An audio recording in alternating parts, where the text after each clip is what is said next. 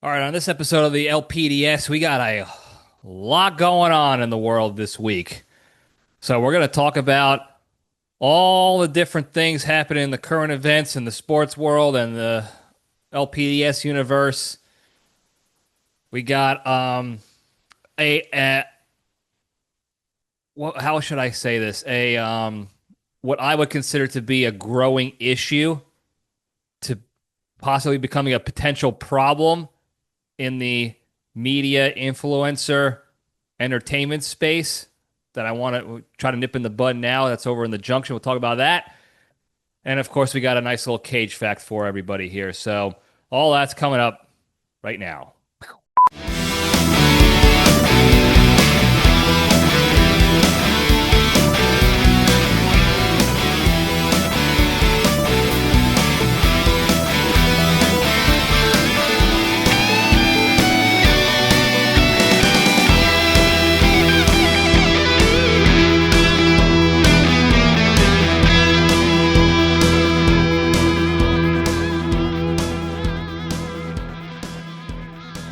All right, Jabronis, we're back.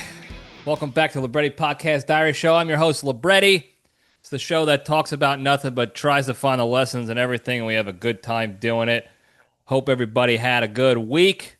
If you did, let me hear about it in the hotline. 202-670-1114. If you had a bad week, let me hear it in the hotline. 202-670-1114. I had a pretty decent week. And it ended up being it ended so much better than it began. Uh, Without getting into too many details, I had a lot of future stress that I was letting get to me too much. I'm usually pretty good, knock on wood, at not getting stressed out about future problems or future potential problems that haven't become problems yet. But there was something that was supposed to happen at the end of the week that was giving me stress, and I I eventually took the LPDS deep breath, took that step back, and was able to find a solution and get that weight off my shoulders. And the week ended tremendously. So, but the world had a lot going on this week. I got to touch on. I'm going to touch on all of it as much as I remember, just a little bit, just to so we can get the hits going, and then if we want to do a deep dive as things progress or as things unfold, I should say not progress. Some of these things are not great. Well, we could do that very quickly to get out of the political world as quickly as possible. The Director of National Intelligence, Tulsi Gabbard, just declassified and released a bunch of documents that prove that previous President Barack Obama helped facilitate the false Russia collusion hoax with Trumpy Bear in the 2016 election. Now, it doesn't matter how you feel about Trumpy Bear or Obama or Clinton or Biden or Bush or any of them. There's written proof that the intelligence agencies did a full analysis and recon, and their official statement to the president at the time was there is no Russia collusion. Trumpy Bear's not doing this, essentially. And that president sent back to them and said, change your analysis. We got to push this agenda. Okay? Again, I don't care what you believe. I don't care if you like Trumpy Bear or you hate him or vice or whatever, This happened. Okay? A sitting president forced his intelligence agencies to falsify statements and analyses and reports to push a fake agenda to prevent another president from taking the seat that he won via election. Okay? That's a serious thing. Again, it doesn't matter what your politics are. Objectively speaking, if you can remove the emotions from it, if you can remove the biases from it, If you could take the LPDS step back, deep breath in, deep breath out, and just look at the facts so far, that's not good. You can't have a previous president actively trying to lie and essentially stage a coup to prevent another president from taking over in your own country like that. That is what they call a coup. If we saw this story from another country, we would be like, "Whoa, their their government's staging a coup or try to. This is not good." And it's not good. So, this is a developing story. I don't know what's going to happen. I'm obviously curious to know. I don't know how it's going to affect things at all, what the deal is going to be, but serious. It's a serious thing. Um,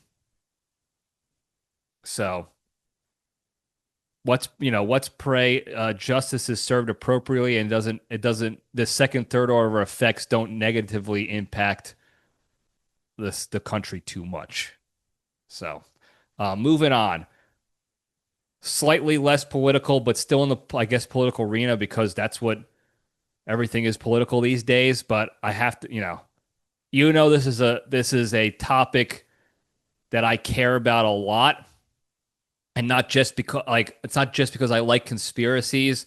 It's because I am a firm believer that pedophiles and child sex traffickers and everybody in the underage sexual assault world does not get enough punishment and justice served to them for what they do to these children and how they ruin their lives and the families' lives around them.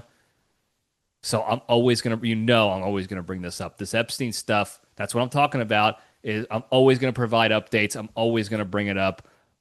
We got to get the message out there that this is a serious thing that needs to be, it needs to come to fruition. We need to get to an end. The real end, not the fake end that's been going on lately where the case closed. Nothing to see here, folks. So we talked about this a lot last episode. So if you haven't watched the last episode, go check that one out. I go off on the tinfoil hat rants and stuff like that.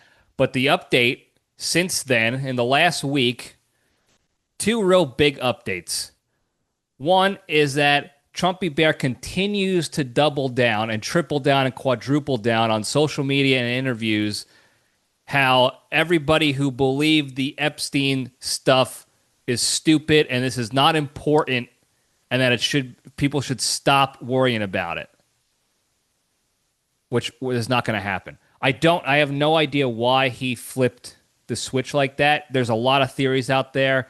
Some are saying that he was threatened, his life was threatened, his family lives were threatened unless he squashed it. So that's why he flipped the 180 because he didn't want to die, didn't want to get an assassination attempt on him again.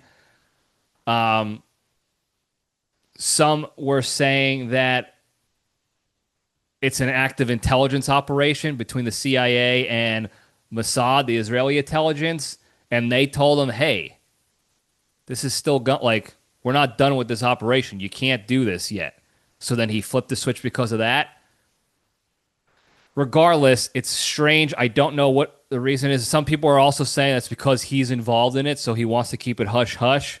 Some people are saying that too. There's a lot of different theories out there as to why the administration has completely turned a 180 on this whole thing when they campaigned on releasing the truth, and then they go back on their word and pretend that try to gaslight us into thinking we're stupid.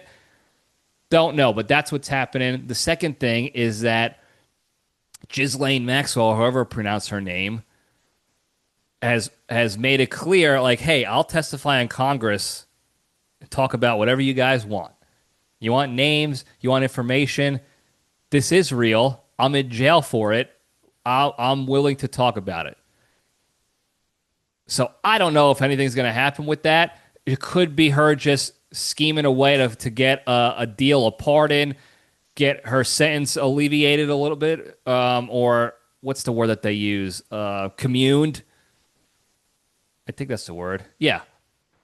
It could be just a ploy for that.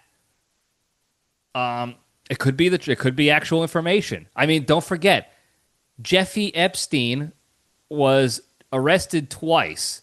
He got the sweetheart deal in 2018, which is now coming out that the attorney at the time, Acosta, down in Florida, gave him this sweetheart deal of BS house arrest, any of his housing locations across the world that he was allowed to be on house arrest. So he was basically just able to travel and live his life. He was put on house arrest, and the main charges of sex trafficking and all that stuff were dropped because it said, like, in the files you can read, you can go look it up. It said, like, he's involved in an active operation, so we're working out this deal, and that's all I could say about it. Like, that's all it said. He's involved in this operation. He can't be touched. Like, so it's out there. And then he got convicted again in 2019 or 2017, 2018 when he got charged and arrested again, and then 2019 is when he got offed, supposedly by himself. But that was all under the Trumpy Bear administration. And now he's coming out now saying, "Oh, this is a hoax. This was all fabricated by the Democrats to involve me in it, and it's a ploy, and we'll show you that it's a hoax." Like, it was under your administration when he was arrested and then taken out. So why would the Dems do that if the whole thing was a hoax? Nothing sits right with me in this whole thing. The whole thing stinks. And then now Ghislaine Maxwell said, "Oh, I'll talk," because she's been charged and convicted of sex trafficking. And what the craziest thing is still, who were they? If this was fake, if nothing is real, if this was just Jeffy looking at child pornos by himself with his girlfriend, where's the trafficking? It doesn't make sense. You traffic for other people. So who were those other people? They can't not exist. Otherwise, you would charge him with possession of child pornography and doing stuff to kids. But he didn't get charged. He didn't get convicted of that, and she didn't get convicted of that.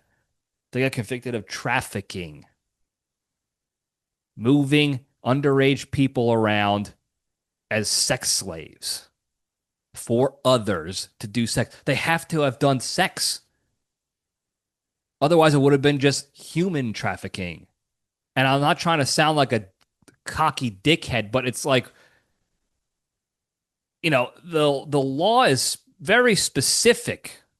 They use their words very specifically. You don't have to like them. It doesn't have to make sense necessarily to you, but they're very specific in the words that they use. They're very deliberate in the words that they use. Okay? So how do you get convicted, both of these people, of that, but there's no sexers, there's no PDOs that did the sex? The whole thing is fishy. So Ghislaine is out there saying she's going to speak. We have to protect her now. Whether you like her or not, she's on the chopping block now. Okay? If don't be surprised if in the next several months she's actually scheduled to go appear before Congress again and something happens to her. They already prepped the battle space when she first got arrested, saying she had suicidal ideations, and she said she was going to harm herself and this and that. And in reality, that wasn't the case at all. She even came out and said, she's like, I never said that. They're like, yes, you did. Like, they already planted the seed so that they can take her out if needed later on anyway. So don't be surprised if that happens to her. And I'm not even going to spend the time getting into her connections with the intelligence agencies. Her father being in like an active officer. He was an active spy and operative for the Israeli intelligence agency, working with them in the CIA. His printing press company, publishing company, owned the contracts to all of our U.S. education textbooks for decades. So everything that we, like people my age did, all the textbooks we had in elementary school, they were all run by an active intelligence operative. Got it with it. But there's nothing to see here. No connections whatsoever. There's so much more I can get into, but I'm not going to. I just wanted to give you guys that update that that stuff's happening. She wants to talk. Trumpy Bears tripling down and pretending it's a hoax, drafted up by the Democrats. Stupid. And still justice has not been served. And I want to make this clear. This is my personal opinion because people have talked about this, and I'm repeating myself from last week here, where people talk about like, well, if this gets out, the whole society will be down, will be out. We'll have to start over. And I saw a couple people, I don't know if they were probably bots on social media, saying like I would rather have uh, Trump in there, even if he's a pedo, than somebody else in there to ruin this country, like because he's doing a good job. And it's like, listen, I don't care if you're doing a great job. I don't care if you're the best leader. I don't care if you're my best friend. I know that's not the case because the brothers would never do this stuff. But it does, at the end of the day, I don't care if you're Nic Cage, you're my best friend, you're my brother, you're my sister, you're my family member.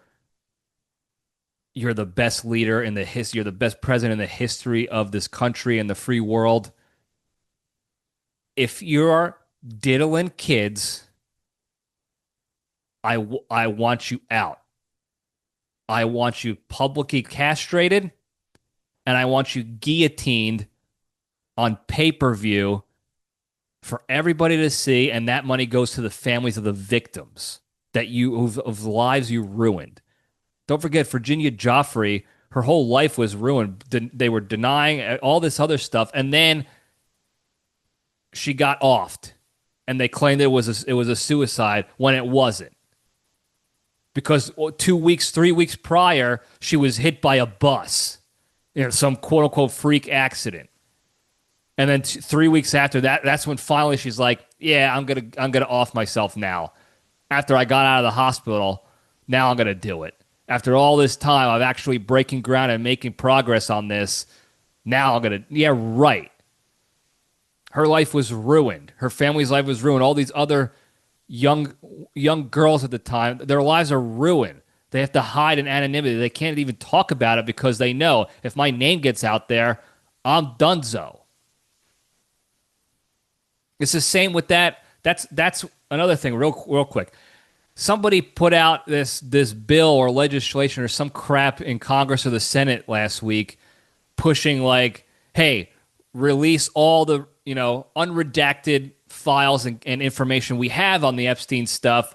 That way people can see whether it's real or fake. They can make the decision themselves. And that was just a political ploy because if it was all unredacted, they said everything unredacted. That means the victims' names and identities would be released. And they're not allowed to be released. And the people who presented this bill knew that. They knew that they couldn't get released because of the victims' names, but they pushed the bill anyway, knowing like, hey, our opposition is going to vote no on this, and then we can say to the media and to everybody else, like, see all the people who said no, they must be involved somehow. When really a lot of them said no because they know, like, we don't want the victims' names to be out there, you idiots. It was a political chess move. It had nothing to do with actually caring about getting to the truth. And now all these lives are ruined for it. How? How their lives are ruined? They're all victims of what? Ghosts assaulting them? Are we really going to say all these people that came forward and plus the two convicted traffickers that they all made it, everything is made up? Give me a break. And at the end of the day, I don't care how good you are at your job. If you're the best leader, I voted for you or I didn't vote, it doesn't matter. If you're involved in this, if you did this, if you're a diddler, you're done. Okay? You're done. I don't want to hear anybody say, well, he's been, he was a good lawyer for so many years, or yeah, he created Victoria's Secret. He's he revolutionized fashion and lingerie, or he's the best president we ever had, or this and that. No, I don't care. You ruin children's lives, cause deaths and mayhem. You're done. And if you think I'm lying, I'm not going to get into any names. We had a friend from school. I'm not going to give any specific details. Knew him for years. Hung out with him. He was our friend. We played sports together. He was he was our friend. Lived with each other. He lived with a bunch of us. Hung out. Blah blah blah. He got caught putting hidden cameras in bathrooms to watch people take dumpies, and one of them was an underage person. Now, and that motherfucker's dead to me. Dead to me. And a bunch of us too. But I'm this all this to say is I am for real. I'm not just flapping my gills and then when somebody says like, "Oh, your boy got caught."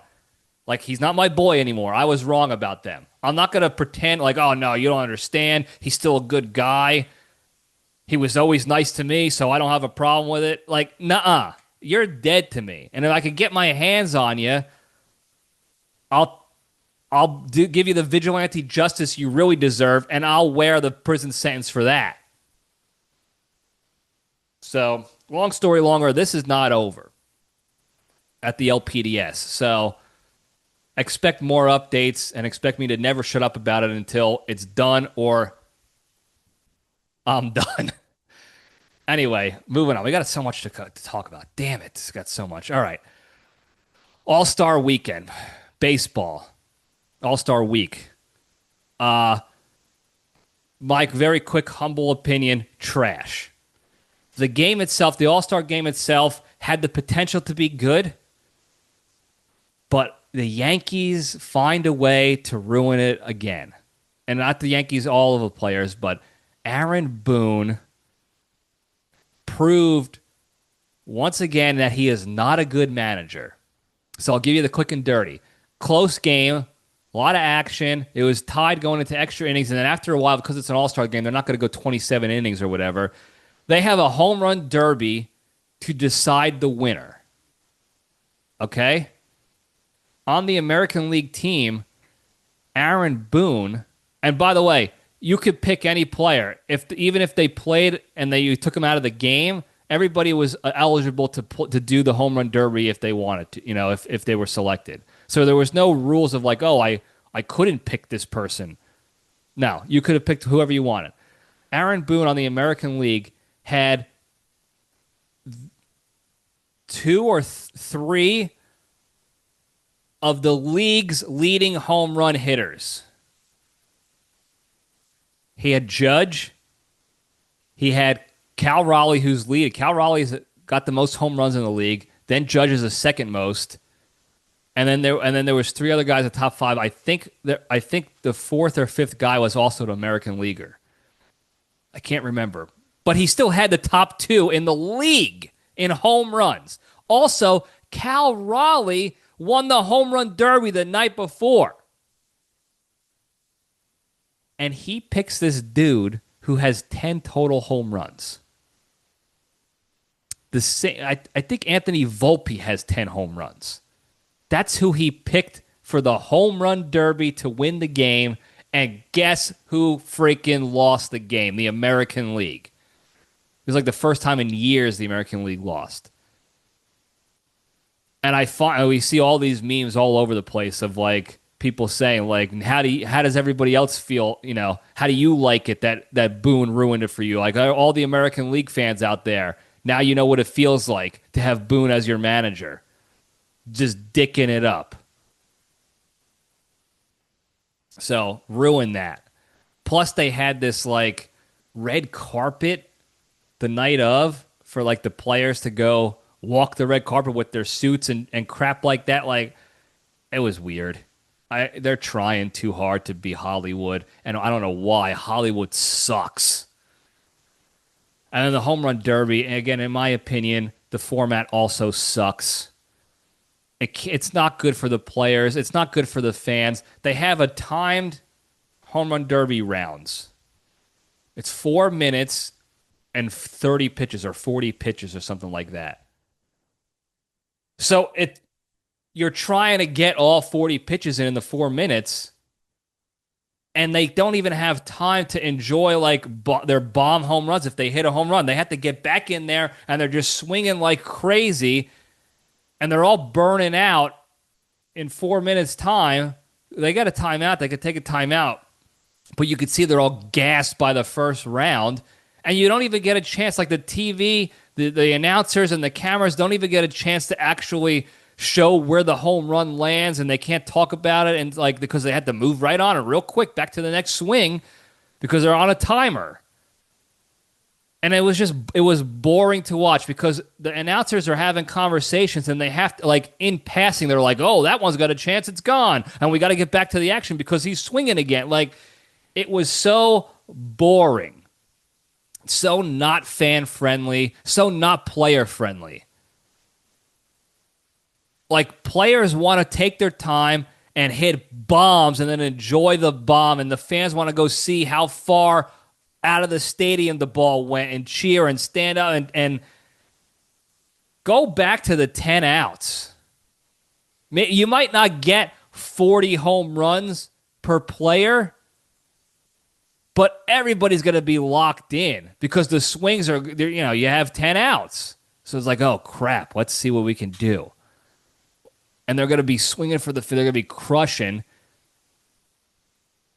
And it would just be more enjoyable. Or do some sort of hybrid with you get 30 pitches. See how many home runs you can hit with 30 pitches or 20 pitches, something like that. Give them 12 outs or 15 outs instead. But the 4-minute time crap, absolute trash. Absolute trash, in my opinion. I'm sure maybe some people like it. I can't imagine. The stands weren't even that, like the stadium wasn't even full, which is crazy to me for a home run derby. An all-star week. That's crazy. So that stunk. And then, of course, Jazz Chisholm's in the home run derby. Now, here's the thing. I'm not too mad about Jazz Chisholm being in it, and here's why. One, he shouldn't have been in the all-star game. The fans voted him in, so we all know he had no right being there. But when it comes to the home run derby, we also know that most of the people that should be in the home run derby opt out because they know it screws up their swings and they all have bad second halves of the season after. So they're like, I'm not, Judge doesn't do it anymore. Stan doesn't do it anymore. Like, they got their wins the one time that they did it, and they're like, forget about it. Even Fatso Pete Alonso wasn't in it this year, and that's all he cares about.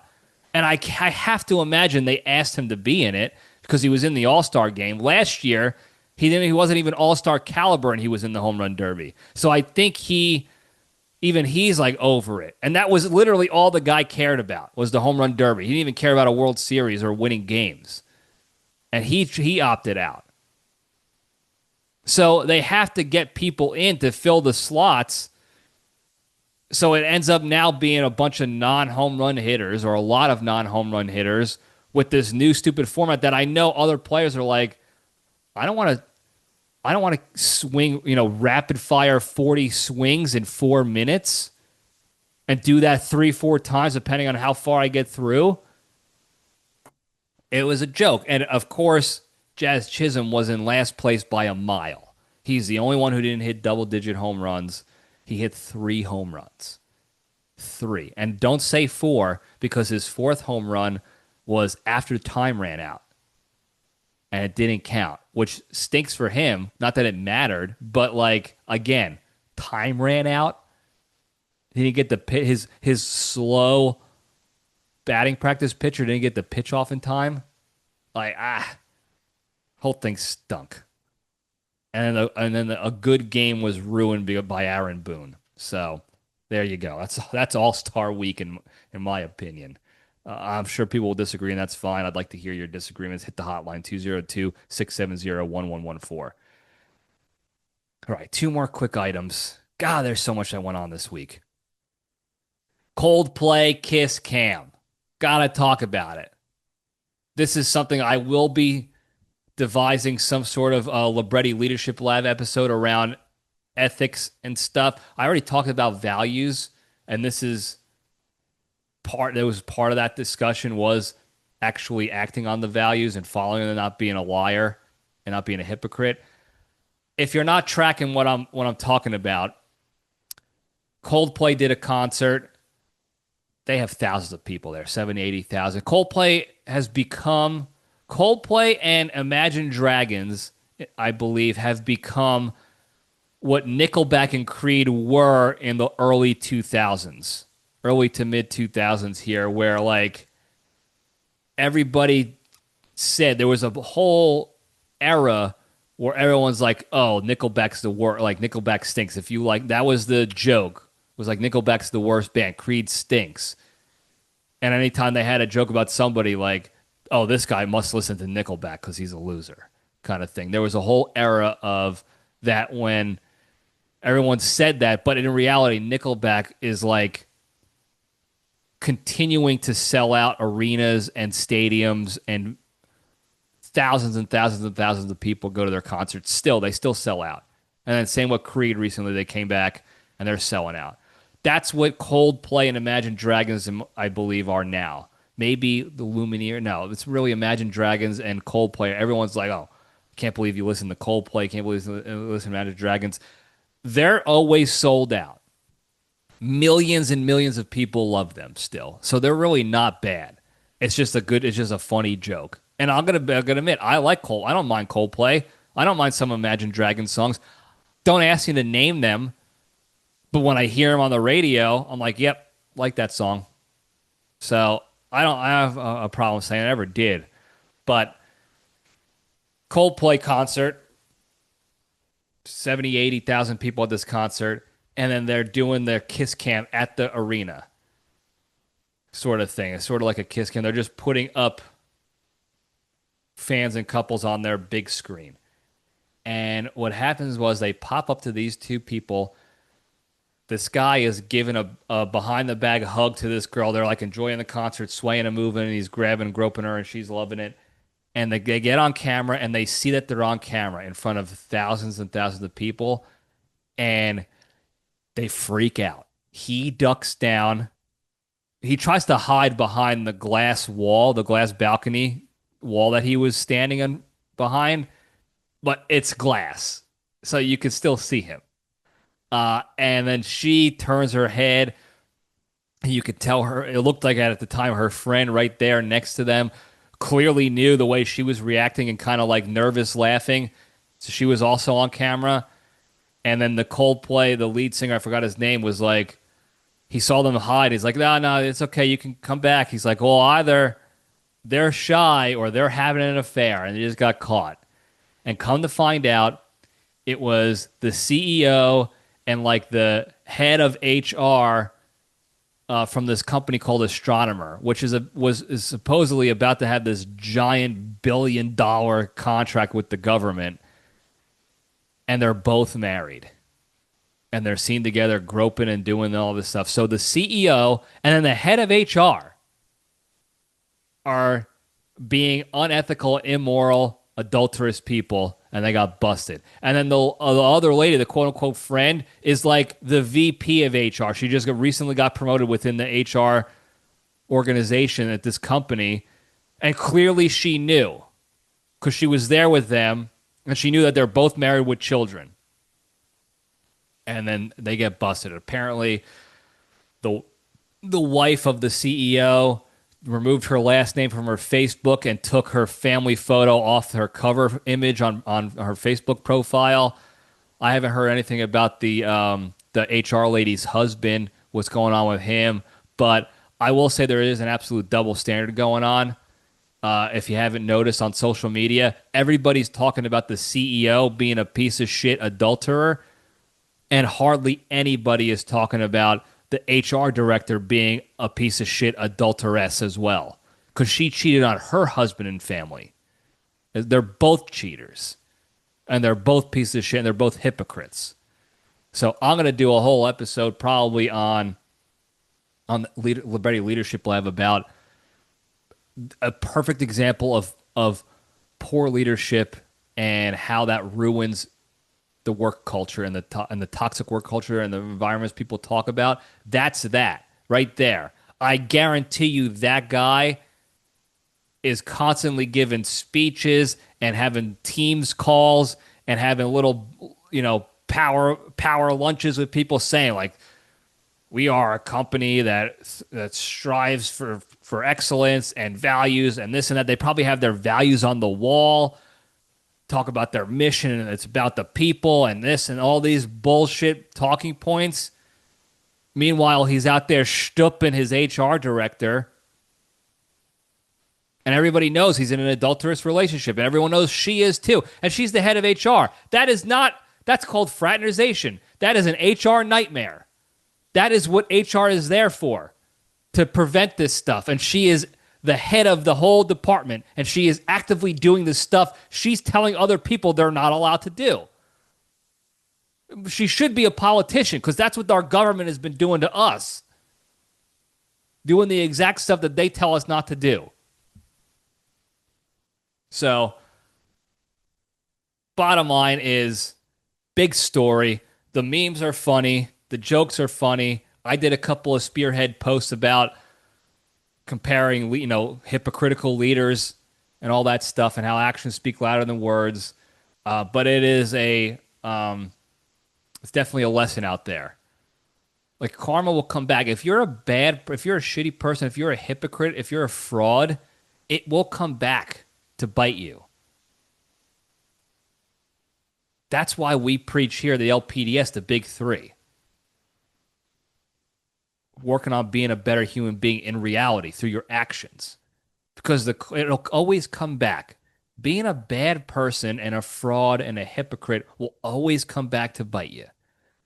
And unfortunately, even when it does, those people will still cry victims and be like, I don't understand why this happened to me. This is not right. This is not fair. There's going to be a lot of people that still do that. And I feel for those people because they're sick in the head. But I have no sympathy for that guy and that woman.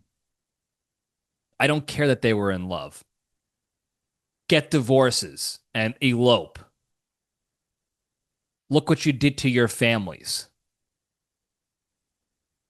They had, not only, even if they got, divorce is tough, and it would have been tough on the families, and it would have definitely been tough to find out after the fact that I'm divorcing you because I'm in love with a coworker. That's definitely tough. Got it. But guess what's tougher and shittier?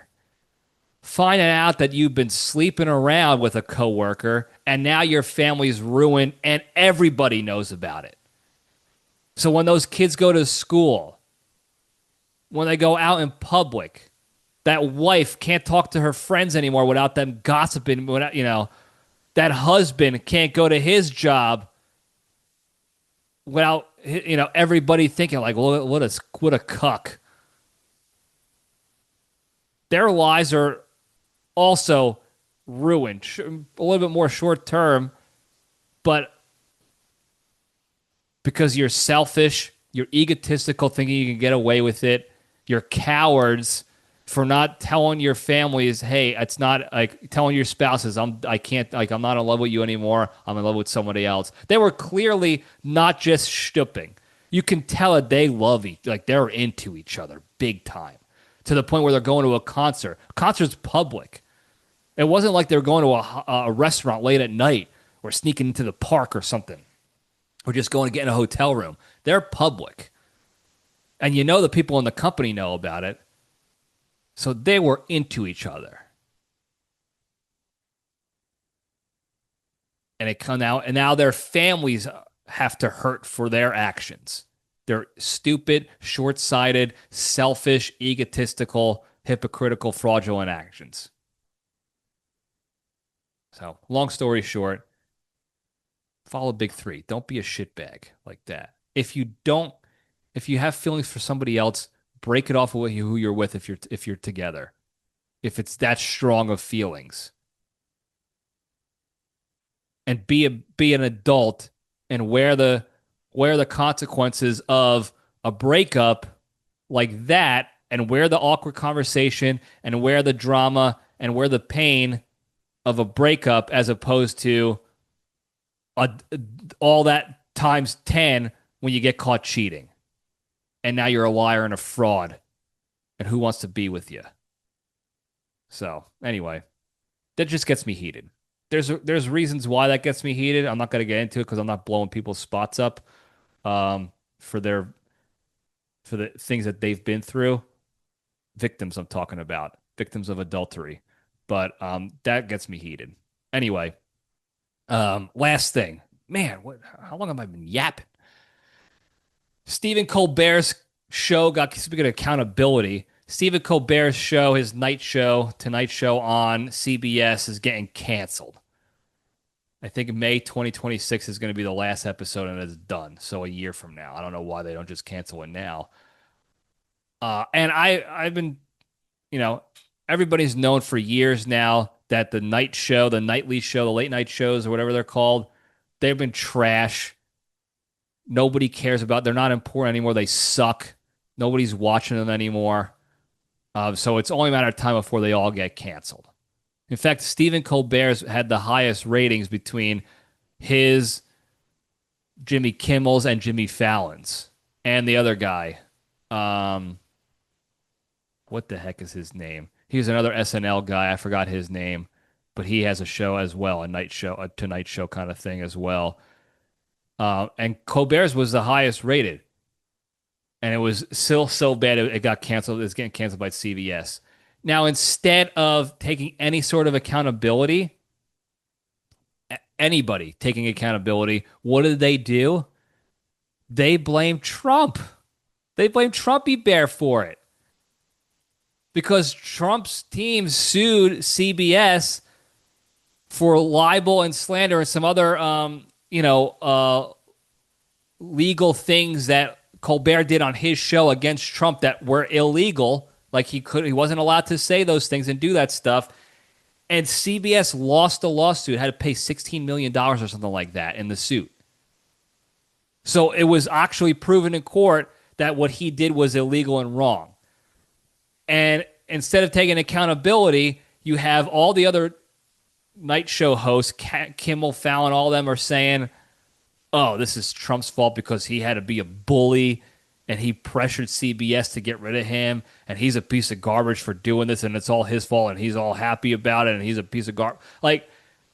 And then Colbert is saying the same thing. Colbert's also, he's dogging CBS in public now, saying how CBS, they didn't have my back. They're dead to me. We'll never reconcile this. How come they do this to me? Blah, blah, blah.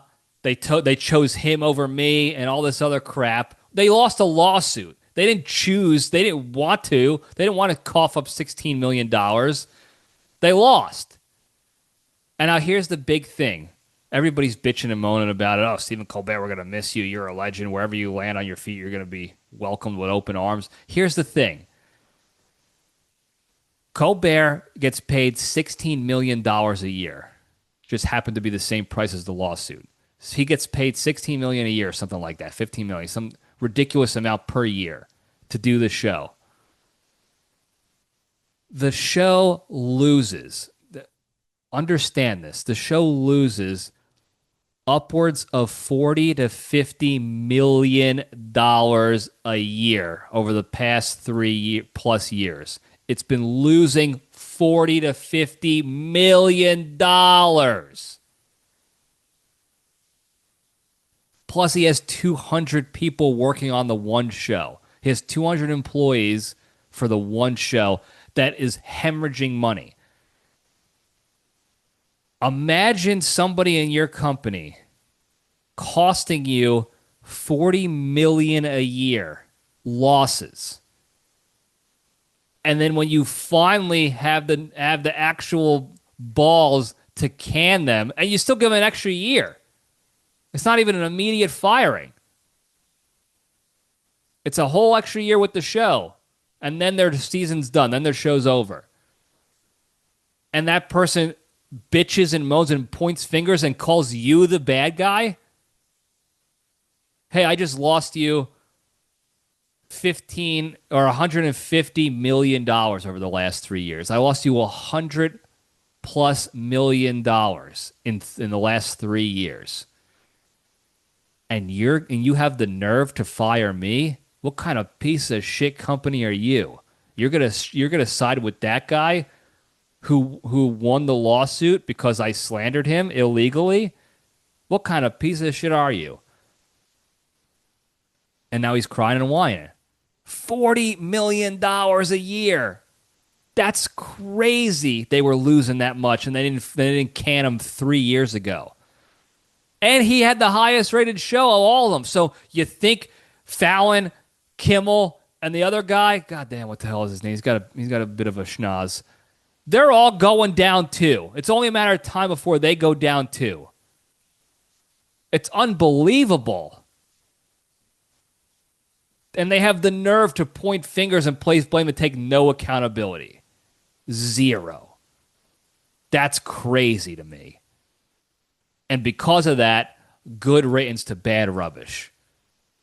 I never thought his show on CBS was funny to begin with. Remember he had the vaccine dance and the whole theatric song and dance with the shots, the Pfizer shots in the background, dancing and singing about getting your vaccine or you're a bad person. Like, the show sucked. Okay? It sucked. He was good on Comedy Central for a long time. Funny guy. He was on a bunch of shows on Comedy Central. And he crushed there. He took big money at CBS and had to be a cuck for their narrative. And he cost them hundreds of millions of dollars. And then he starts bitching about it like it's not his fault. Like, good riddance to bad rubbish. Okay? You take no accountability, the sympathy goes with it. I have no sympathy for you. So,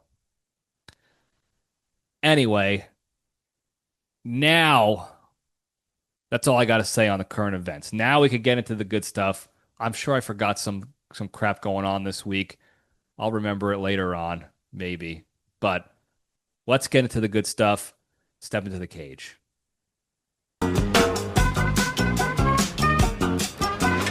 Okay, let's run. All right. Today's Into the Cage segment is proudly sponsored by Panty Waist Adult Lingerie Diapers. Are you a geriatric lady still trying to look sexy for your man, but Victoria's real secret is that their thongs don't handle your incontinence very well? Well, now you can look sexy and still keep your bed from getting wet with the all-new adult lingerie diapers from Panty Waist. Panty Waist has created the most lavish lace underwear with built-in sponge technology so you can strut your stuff and shake your moneymaker in front of your man without him knowing you're leaking like an old faucet in the process. So to take back your sexiness today, visit www.dapperdiapers.com, and if you use the promo code That's Not Pee-Pee, you get 29% off your first pair of Panty Waist lingerie diapers.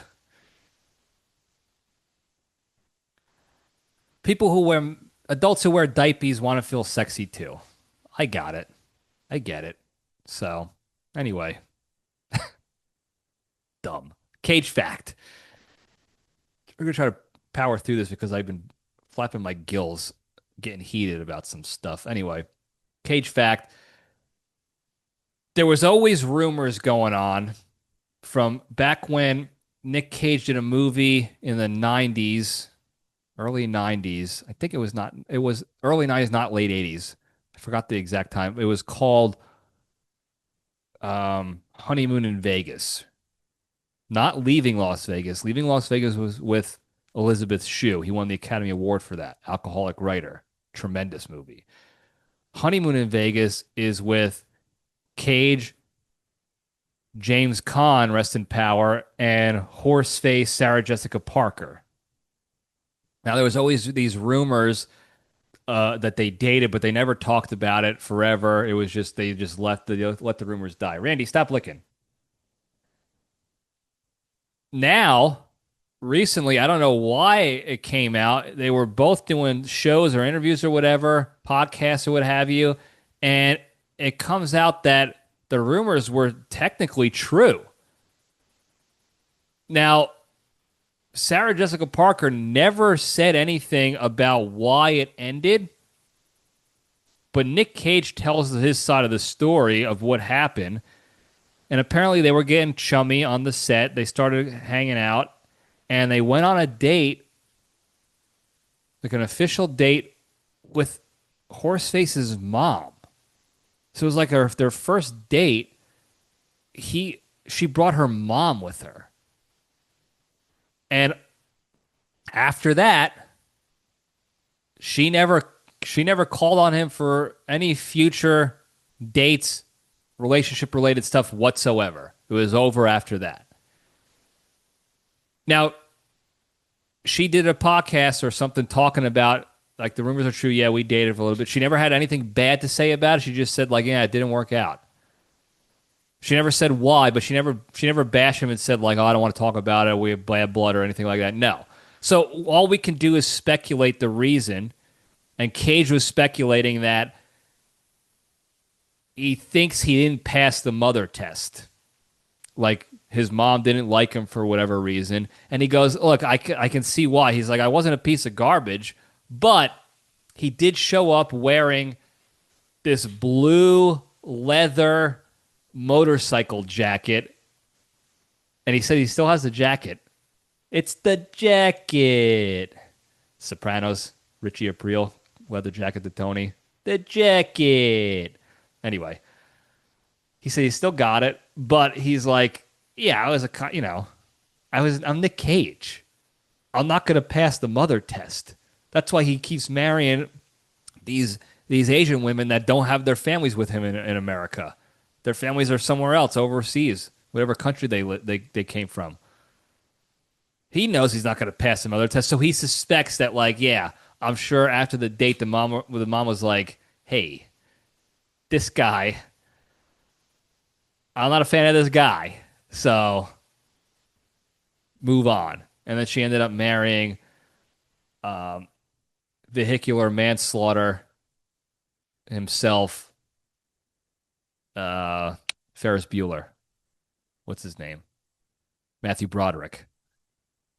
And they have kids together. They're happy in love, and now Horseface doesn't have to worry about the lavish lifestyle she would have lived with Nic Cage. So that's the Cage fact for you. Moving on over to the Junction, spin the logo up. Now I'm gonna keep this pretty brief, but it's something that I'm a little worried about. Now I had a lot of negative thoughts initially, but I'm trying to give people the benefit of the doubt. I took a lot of deep breaths and LPDS steps back this week while I was thinking about this. I'm talking about we're talking about child influencers. Okay, I do that a lot, by the way. I do a lot of preface material before you guys even know what I'm talking about, and that's because in my head, as I'm about to unveil like a topic that I want to talk about, in my head, I'm like, oh, I better caveat with this and this and this. So maybe this will help the story better. This will help, be good reference material. I do that a lot. So I'm trying to work on that. But child influencers, I believe this to be an epidemic. Okay. I also believe that this could be the next serious issue, like how in the 80s and 90s, child actors, how most of them became troubled, mentally unstable, freaks, for lack of a better term, victims of that time, and real victims. Most of you find out most of them got abused. Most of them, their parents stole all their money. Most of them got into alcoholism and drugs because of all of it. Like, their lives they never grow up and have good lives. Very few of them end up doing okay. Jerry O'Connell, off the top of my head, might be the only one I can think of. Maybe Ralph Macchio, but he was sort of an older high school age kid when he did Karate Kid. But like, who else? What other child actor do you know from our time, 80s, 90s, that grew up to be okay? Rudy, Sean Astin. Don't know how that happened. Okay? Everybody else has, died. They got abused. Come out to find out they got abused. They became alcoholics because of it. Their parents stole it. It's crazy. Britney Spears, train wreck, poor thing. Corey Feldman, train wreck. Nobody believed him for decades that he was getting abused, sexually abused by this one producer, and then Nickelodeon, all the stars from Nickelodeon and Disney Channel, where they were all getting touched and abused, and their parents knew about it, and they let it all happen. And I think because now people know, like, oh, I don't want my kid to be a child Hollywood actor, they're going to get abused by Hollywood, because that's what Hollywood does. They touch children and abuse you, and then they hide it. Diddy, case in point. But they have an opportunity to make their kids famous on TikTok or Instagrams or both.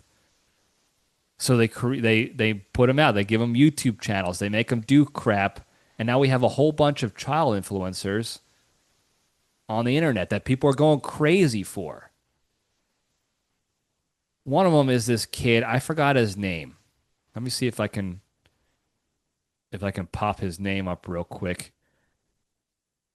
Certain people in my family love him. And I don't know why. He's not funny to me. There's nothing about him that I deem as, like, his videos are not fun. His videos are, he's like a 10-year-old kid or 12-year-old kid who acts like a Goomba. If I can find a video, I'll put it up. His name is Tony Cash on Instagram. Again, he's like 12 years old or whatever. And his videos, he starts out the same thing. He's like, yo, guys. And he's always doing yo, and he's got the phone. And you could tell this is a script, or he's just gotten better at the persona. But he's pretending to be this old Italian guy, like this Goomba.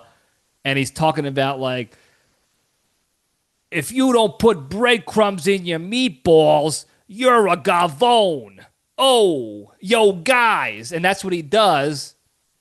And I don't know. Certain people in my family keep sending the videos to our family chat, like, expecting us to laugh. And I'm like, this kid's not funny. Sorry. It doesn't do it for me. And I don't want to bash the kid. That's what I had a lot of internal heart-to-hearts with myself all week. With all these child influencers. This kid, Tony Cash, Fat Justice and his father, the Guzzler and his father, Baby Gronk and his father, all these child influencers that I don't get them at all. And I'm nervous that they're going to get ruined and become, victims of something, mental health, abuse, something like, because it's very clear that their parents, one or the other, their fathers or their mothers, both of them, are making them do this. And as kids, there's not going to be a lot of kids out there when their parents tell them, like, your parents can be, are very convincing. They're your parents. And they don't have to pressure them into it. They can just convince them, hey, this is going to be awesome for you. Everybody's going to love you. You're going to be the Guzzler. And you're going to do this on your face. And you're going to hold your chin. And you're not even going to say a word. And people are going to love it. And we're going to go on tour. You're going to put videos out. And everyone's going to love the Guzzler. Or Fat Justice and his dad go to Costco. And they say boom when they eat Fatso foods. Oh, I'm going to eat this chocolate chip cookie. I give it 2 booms. And the kid, I could see, if I was a kid and my parents did that, they're like, oh, yeah, do this. People are going to love it. I'm going to film you. It's going to be awesome. You're going to be so cool. And I'm going to be like, yeah, I'm going to be cool. My parents think I'm going to be cool. I'm going to do it. I'm going to be the Guzzler. I'm going to be Tony Cash on Instagram. So I get it. I used to get pissed at the kids, like, these kids are tryhards, but they're not. They're being influenced by their parents. And then the internet comes in with all the stupid people in my family that like his stuff, and there's like, yeah, we're going to keep going. But it's fraudulent. Like, Tony Cash If I was 12 years old and I had a kid in my class at recess or any time talking like that to me, hey, yo, guys, are we going to play football or are you going to be a couple of jabronis? Oh, like I say jabroni, I'm an adult. And I still say it as a joke, knowing like, hey, I'm a jabroni. So I could call people jabronis. And I know it's a dumb thing. And I could take the heat knowing I'm going to be made fun of for it. Cool. This is a kid being told by his parents, hey, this is cool. They're not telling him, hey, do this funny, stupid character, but don't do it behind don't do it in class or whatever because people are going to get annoyed by it. It's not, they're not. They're convincing him that this is what you got to be. You have to be this Goomba. Yo, guys, I don't want to play football. I want to eat chicken cutlets and a meatball hero. Where's the chicken parm? Like, stop doing that to this kid. If I had a kid like that in recess, wishful thinking. I'm starving right now. If there was a kid like that in our school, Anthony M, my buddy Tony Mex, would have that kid in a chokehold so fast, nobody even know he would come out of the woods like an anaconda and just whap right around him and be like, hey, you're not going to do this character anymore and you're going to apologize for it. Because that's all Anthony Meck. Did I ever talk to anybody about Anthony Meck? Tony Mex? I don't know if maybe one day. If I haven't, put it in the comments. Let me know in the DMs or on the hotline that if you never heard the story of Tony Meck, because I will share that story. He's a legend. But he would come in with the chokehold right away. Don't do the character anymore, and then apologize because you inconvenienced me right now. You made me do this to you, so you will apologize that I had to put you in this headlock. No, nobody wants that. Nobody wants that as from a 12-year-old. We already talked about the fake Italians. I already had whole episodes about the fake Italians. They were the Stugazzas of the week. The fake Italians. Now, I was going to make these kids the Stugazza of the week, but again, they're children. I couldn't do it to them. It's not their fault. They're kids. They're not the Stugazza. It's their parents that are the Stugazza of the week. But nobody likes the fake Italians. It's a shtick that's played out. And there's still people all over the internet. They have podcasts and shows. They walk around and they pretend to be wise guys. I don't get it anymore. When I was a kid, maybe that's who they're appealing to. I don't know. Maybe that's their main audience is kids. I don't know. But these people, they're not. There's only a handful that are actually Italian, that were like either born in Italy or their parents came from Italy. The rest of them are just like me.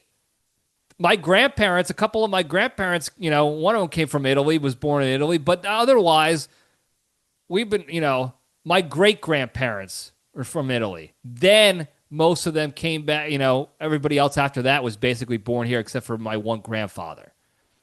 We're American, okay? We're American with Italian heritage, and I'm damn proud of that. Trust me. I would much rather tell people I'm an Italian than I am a white. I hate that. What are you? What ethnicity are you? White? Like, no, that's not an ethnicity. That's a color. My family is from Italy. My ethnicity is Italian. So I get it, but like the fake Italian shtick is so played out. It's so played out. Okay? Because you're not real wise guys. You're tryhards. And now you're telling these kids, you're teaching this kid to go do that. Yo, guys, it's Tony here. You know what really chaps my ass?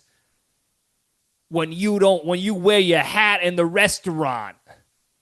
Nobody wears their hat. Have some respect. Oh, forget about, Tony, Mr. Cash, stop it now. Because you're going to get your ass beat if you keep this shtick up any longer in middle school and high school and whatever. Okay? Cut the crap.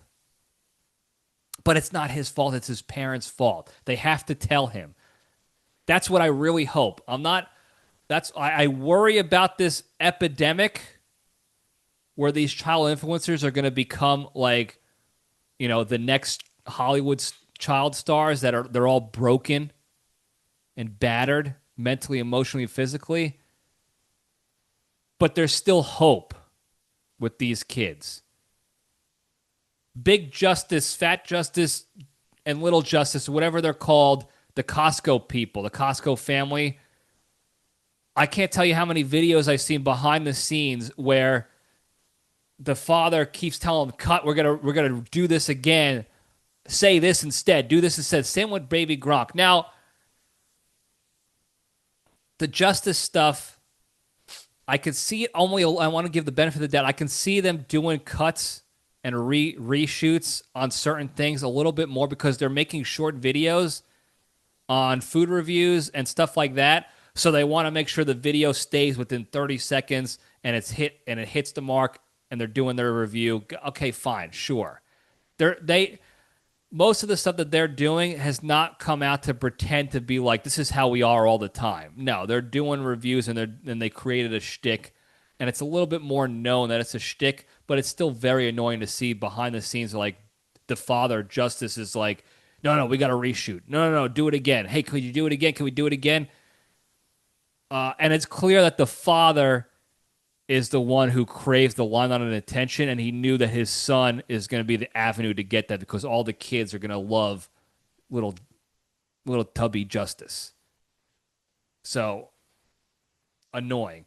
Baby Gronk, whatever, Gronk Jr., whatever he was called, he's kind of out of the limelight, and I think it's because his fraudulent father was absolutely outed as being a fraud. Because Baby Gronk is very shy and introverted. And he was on a podcast, and it was an interview, conversational interview, not a review video like a TikTok video where he had he fumbled some words, so he had to reshoot so he didn't fumble the word or whatever. He was getting asked questions, and then he was providing his answers, and then the father would stop in the middle of recording and be like, hey, ask him again, but this time, kid, say this so you sound cooler, so you sound like a different person. So he was just using his kid as a puppet. And the producer, the creator, whoever does that podcast, I forgot who it was, put it out there and was like, hey, this was a weird interview. Like, I feel bad for the kid because the father is creating this fake thing, this monster, and this kid doesn't want to do, he doesn't even like doing it.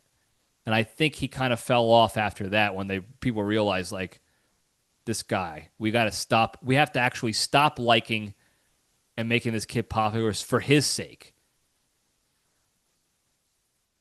And that's what I'm worried about for the rest of them, that they become like that. And hopefully Baby Gronk recovers and he's not a shitbag, or a broken, battered adult when he gets older. But there is that worry. They're annoying. These videos are annoying to watch. I'm tired of seeing the Fat Justice father stealing the limelight from his kid on these, like he's always flexing his muscles, but he clearly only works out his upper body, and he always has to be part of every video. I never seen videos of just little Tub Justice by himself. It's always with the father or the whole family that he tries to bring in for their dances and their rap songs or whatever. And then I saw Fat Justice on AEW wrestling. I saw a clip of him doing wrestling. Finally, I saw it. I eventually saw a clip of Little Tub Justice doing the wrestling too. But it was first the father first. He's the one who craves the limelight, and it looks like he's using his son. Little Tub Justice seems like, in real life, he seems like he's okay so far, and that it's not getting to him. But I hope the best for the kid. I was happy though. This is the dichotomy here with it all. If I was Fat Little Tub Justice's age, I would kill.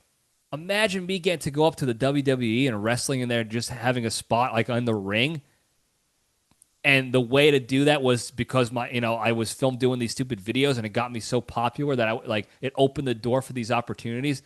That is that's a positive thing. That's a life-changing experience for that kid. That I love wrestling, and I still never got to go in the ring or meet all the wrestling heroes I have.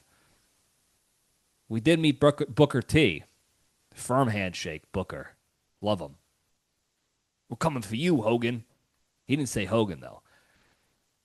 So that would have been a dream of mine. So I get it. I want, like, on that side of on the spectrum, it's like, yeah, that's cool that this kid gets to live out some of these dreams and these awesome opportunities because of it. But I do hope, and I do still worry that it's not going to end well for them. So I hope somebody comes in with some adult mentorship for the kids behind the scenes, because I don't want little Tub Justice to become mentally unstable and an alcoholic or a druggie because his father ruined him. I don't want Tony Cash to get his ass beat day in and day out because he's a fake hardo. Because his parents told him, pretend to be a fake Italian, like a cool New York Goomba. Like, it's not cool. Forget about the guzzler. I don't think the kid knows how to talk in real life. I've seen him on nightly shows. I've seen him on other people's podcasts. He's the same. He's very much similar to Baby Gronk. He's just a fat kid who does something where he rubs his finger down his face, like over his lips, and then he gives himself, like, holds his chin like he's the thinking man. I don't know what it is. That's all he's done, and he's blown up, and people suck him off like, oh, the guzzler's in town. The guzzler's in the studio. We got to talk to the guzzler and interview him. Make sure we all do our own little TikTok videos with the guzzler so that we can get popular too. Like, it's crazy. But then you look at the kid, like, you see all the behind-the-scenes footage, and he's just a poor little fat 8-year-old who's definitely about to get diabetes any second now, because that's part of his shtick, is doing food reviews with little Tub Justice. And his father is always there answering the questions. Hey, Guzzler, how you doing? He's doing great. He's doing awesome. Life is great. And the Guzzler's sitting there like, he clearly doesn't want to be there. He seems like a very shy, introverted, nice kid. He's on these nightly shows sitting there looking like Humpty Dumpty, and his father's there answering the questions for him because he's a kid. And now the adults and cameras are on him, watching him live. Most kids are not going to be able to handle that well. Most kids are going to be shy. It's not like, it's a lot different recording a TikTok with your old man behind the camera and be like, okay, do this. It's just to the camera and your old man. Much easier and more comfortable to be the guzzler that way. But then go put him on Conan O'Brien or whatever show, and he's got all the cameras. He's got this famous adult, and he's got the fans, the audience in the back watching him answer on the spot. He can't do retakes. He can't do reshoots. But his father's right there to answer everything for him. So I feel bad for the kid. And I hate it. Like, initially, like I said, I hate it. I wanted to bash all these little bastards. But I know it's not their fault. It's not them. It's their parents. And whether the intent or not, was good, whether or not it was good, like, I know, look, if my parents saw this, if we grew up in this era and they saw an opportunity, like, our family could be millionaires just if I make my kid the guzzler. Like, yeah, I would do it too. But I worry that they're going to get too quickly famous, and it's going to go to their head, and they're going to ruin the kid. Because they're going to want to keep doing more. It's like, I got to keep doing more. And now, like, the Justice family, I'm tired of them. People have to be tired of them. Because the father sticks his wick in every situation. It's like, I can't get away from this guy. Like, you're famous and rich. Be done with it. Like, they can never be done. That's what happens. They go too far. They fly too high to the sun. Guzzler's not flying. That little fatso, that poor kid, he's not flying anywhere. He's not flying high anywhere. But his father is digging him a hole real fast. So I am putting this out there as sort of a message to people. If you follow the Guzzler, if you follow Fat Justice, if you follow Tony Cash, if your kids follow them, be mindful of this. We should be worried about this, and we should try to find ways to ensure that they land on their feet when they get older, that they don't become broken people. Like Corey Feldman, poor guy. Britney Spears. There's rumors she's been dead for years. Nobody knows. Nobody's seen her in real life forever. So that's all I wanted to say about that. It's a warning. I'm happy these kids are seeing some success because I would love that level of success as a child, but I worry about their future, and I hope the parents get this message. And if you're thinking about your kids being famous on the internets, be mindful of this. Not to mention the fact that you're opening the door for all these pedophiles out there that are going to want to get their hands on your kid now because they're on the internets. Anyway, that's all I got to say about that. Before we go, very quickly, the big three, the three pillars to staying strong and being a better, happier, kinder, healthier, less stressed, more genuine human being and spreading that positivity and goodness to all those around you and throughout the land. Number one, exercise every day. Do something every day to improve your fitness, health, and wellness physically, mentally, or emotionally. Number two, the hardest one to do, don't be a shitty person. Be a kind person. Get out of the negativity. Get out of the chaos. Don't spread it out to anybody either. When the opportunity arises to be shitty, negative, chaotic, mean, take the LPDS step back. Take the deep breath. Take the LPDS step back. Detach from those negative emotions that you're feeling and remove yourself from the situation. Number three, the most important one, be genuinely thankful and grateful for all the good you have in your lives. Think about one thing every day that's good in your life, and think about your life without that thing and how shitty it might be. And that'll put you in a state of gratitude. And if you do all these three things, a little bit each and every day, a little bit, one day at a time, repetition, repetition, repetition, the progress will stack up, and I promise you, you'll be a better, happier, kinder, healthier, less stressed, more genuine human being. You'll be able to spread that positivity and goodness to all those around you and throughout the land. Thank you guys again for tuning in. Don't forget to like and subscribe. Put your notifications on. Tell your friends and enemies. Hit the hotline. 202-670-1114. I missed the hotline calls.